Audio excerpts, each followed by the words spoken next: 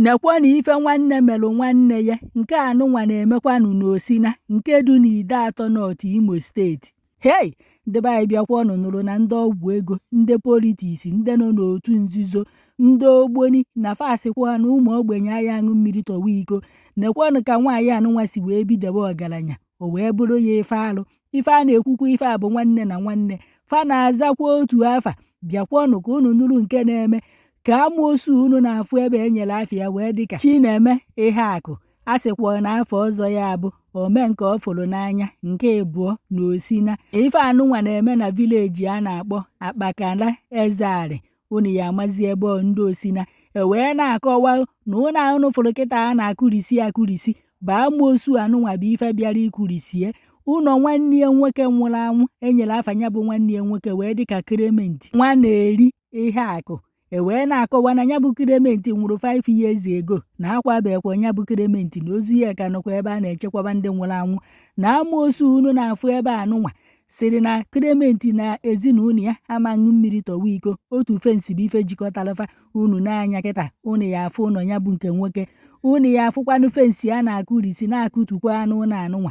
Nwaanyị unu fụrụ kịta n'ebe akwa bụ nwunye ya bụ Clement nwụrụ anwụ. Ọdụkọ nwunye ya nke ịbụọ. Unu ya ege ka unu nụ ife nwa Clement sere ife onyonyo a ka unu nụ ife o kwuru maka ndị na-ajụ kedu ebe o mere kedu vileji unu ya anụchazi ya n'ọnụ ya ọfụma. Wee na-akọwa na onye otu nzuzo a unu na-afụ ebe anụnwa ndị ọgwụ ego, ndị ogboni na onye a nọ na ndọrọndọrọ ọchịchị ọ nọ n'ife ndị gọọmenti na ọ chọrọ ịnalụ nwanne ya nwoke a na obi ya ebe ọ lụrụ ụlọ. Amakwa m ife ọ chọrọ ịlụ ebe a na ọ chọrọ ịlụ ọkụ mmụọ ka ọ chọrọ ịlụ ọgbata nzukọ ebe fa ya ede eme mitin ndị ọgwụ ego. Amakwa m ife o ji wee chọ ịchụpụ nwanne ya nwoke n'ụlọ. Nwanne ya nwoke nwụrụ anwụ ọ chọghị ka enyi ozu ya n'ime ebe a ọ na-azọ ife niile. Onye nwegolo ego, onye nna ya kpatara ego isi na nwa ogbenye aya aṅụ mmiri tọwa iko. A sịrị m na ọ bụrụ na anụ Osina na enweghị igwe ebe ahụ na enweghị ndị ya atụnye ọnụ n'okwu ka ọ na igwe unu gbara ọsọ ka iso na ndị onunu a na-aya n'obodo. A sị na Chineke ya gbara ezinụlọ ọgụ udene ya eri ozu mgbọsị ya anwụ anyị afụdo ozu ga aya akwa.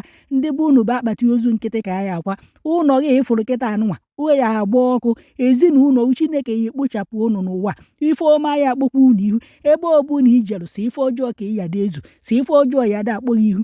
Asị ama m ka Chineke nụrụ ọnụ ezinụlọ anụnwa. Kedu unu ụdị mmegide dị ife a?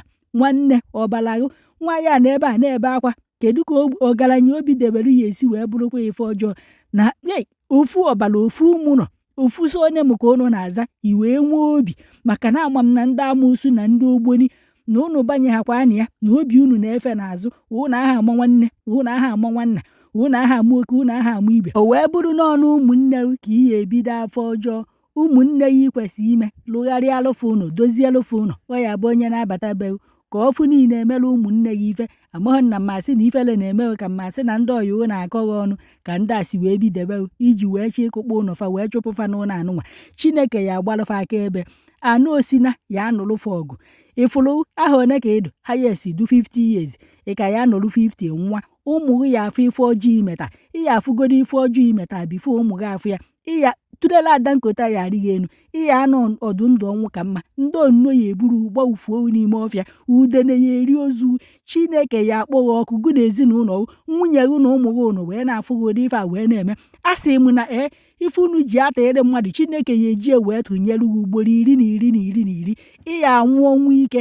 Chineke ka m hapụ ikwuzi okwu maka na ife ekpogbuo na m ebe ịma na mbidebe fa bidebere ga adị ọzego mma. Kedu ife kpata na ịchọzi ije gote ana ka ịlụ alụfụ unu otu ebe ka fa jee ebe ahụ biri ma ọ bụ ebe ọzọ fa nwere ana ka ịlụ alụfụ unu esi na ọka ịchụpụ fa ka fa jezie ebe ọzọ biri tenantị na-akwụ ụgwọ ụlọ. A sị m na ọ bụrụ na Chineke emegide ha ịma na Chukwu adịghọ n'ụwa. Ọ bụrụ na a na-emegide ha na mmiri ịṅụrụ agbagbu ha ịma na Chineke adịghọ n'ụwa. Yeah, everything is being outside. Everything. Leia. Lengwongwo honey under the rainy season. Under rainy season. Osaiga we. John Chino. Osomo one eribe.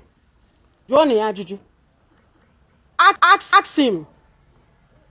He will answer. Every property they thrown outside. Outside. All the property, they are taking down the house, under the rainy season, that we should sleep on the floor, or that we should what? Team nwanneya ihe akọ. Jụọ ya ajụjụ. Onwe onye na-ekwu ebe ọ nọ. Nekwa nọ ntị. Na-elekwa na anya. Hey, there is God. There is God. There is God. Hey, look at him. Look at mother's parlor. Everywhere. They've scattered everywhere. They have brought down everything. Everything. Look at the ceiling. Look at the ceiling. The world should.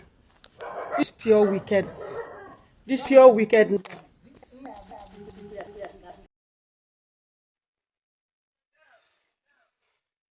Lekweni yo, lekweni ulo nwaneri. Lekweni ulo nwaneri yo. Eno nọ n'elu. Lekweni yo. Nna m nọ na mortuary kamgbe 5 years and ekwe ha ṅụrụ mmiri tọba iko. Enigwe George. Nna m nọ na kena wo Chineme ihe aka. Diputere ndị odiri ka ha bịa kutu ulu anyị.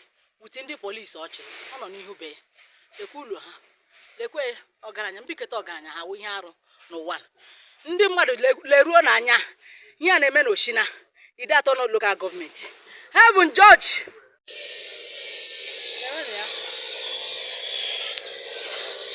God will judge you. God will judge you. God in heaven will judge you. Osina Akpakanazeala. God will judge you. Anywhere that boy. It's nna m jido nna m na moto kemgbe 5 years and ometo gị na ahụ. I biri na suffer. Chineme ya ru tag ibile today being Saturday.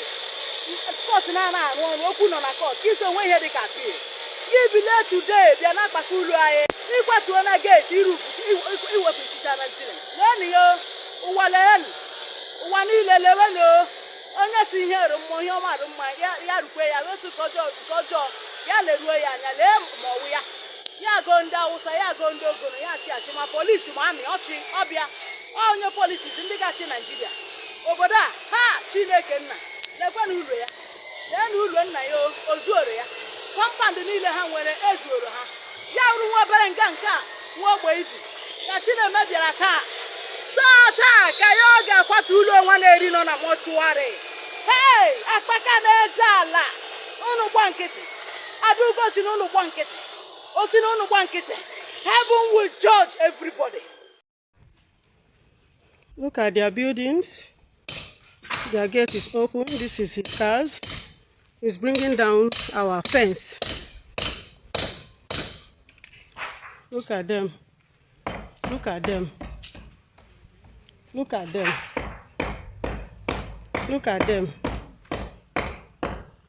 Okay. They are bringing down the house.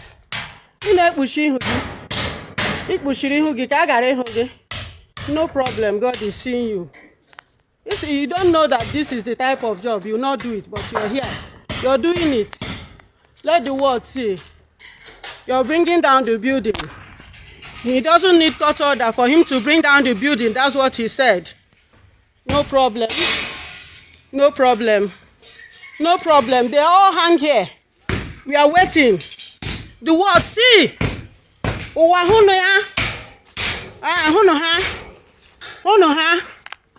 Hunu ha.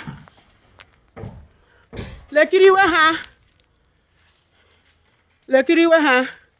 Kutuo n'ụlọ. Ya. No problem. Kutuo ha. Ọ bụ na ọrụ ndị arụ dị legal unu bata ime. Evidio unu ọfụma. Ọrụ na arụ dị legal. Ọrụ na arụ dị legal. Ọ bụ na ọ dị legal, you will allow your face to be captured. Ọ dị legal. No problem. God is watching. The world is watching. Let them watch. Look at him. Look at him.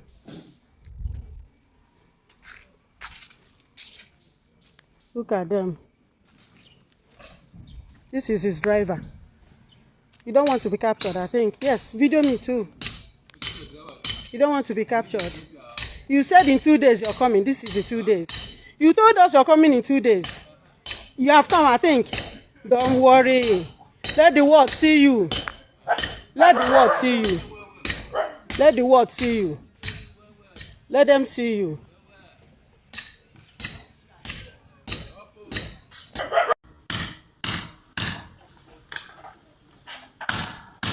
What do you do to panel? I'm bringing down our panel. You see? Look at them. Yes.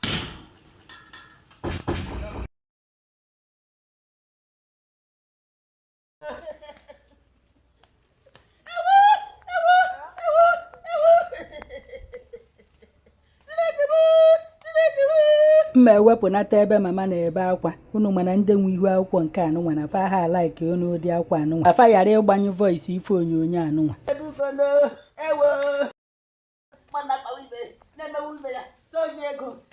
My late father Clement Iheako Nwaneri.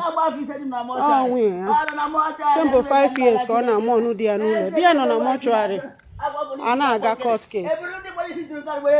Akụcha file appeal ka anyị nọ n'elu. Fasị na nwoke ekwensu a ekweghị ka ndị ụlọ ikpe decide ya ife ya eme ọ bịa kụkpọsị ụlọ fa mama na ebe a sị na onye idiri ikpe nkwụmọtọ na onye ya gbatara ya ọsọ enyemaka ọ na-ebe ezigbote akwa ebe a mbụ mama enigwe nụrụ onu nwaanyị a ana nụrụ onu nwaanyị a Chineke akwa ụmụ ogbenye ya metụ gị n'obi nna afọ ife onyonyo a ife na-abịa m n'obi dịka egwu na-abịa m n'obi bụ akwa ụmụ ogbenye metụ gị Chukwu obi n'igwe nụrụ onu fa hey Chineke ya gbara ezinụlọ ọgụ ifele ya emegụba ekwensu igwe unu na ife a wee na-eme ndị echiri echichi ma ndị nze na ọzọ ma ndị kabinet nọ n'obodo a ọ na fa afụghị ife anụnwa na-eme fa wee gbawe nkịtị wee si etu a wee bịa ịchụpụ ndego na fa na-azụ ofu afa a sị m na anụ obodo a ya emegidewo ndị nwụrụ anwụ n'obodo unu nya ndị nna na nne unu nwụrụ anwụ faya ada abịakwutewo na alọ na-apịaghị ịtarị mmadụ anụ obodo anụnwa faya emegidewo mmiri ịṅụrụ ya agbagbu gị ndị mmụọ ka ị yada afụ ịmụchi anya ndị mmụọ ịmụghe anya ndị mmụọ faya dachụ n'ụtụtụ na-achụ n'efie na-achụ n'abalị ya faya dachụ na eke ori afọ nkwọ ife imetara ya eso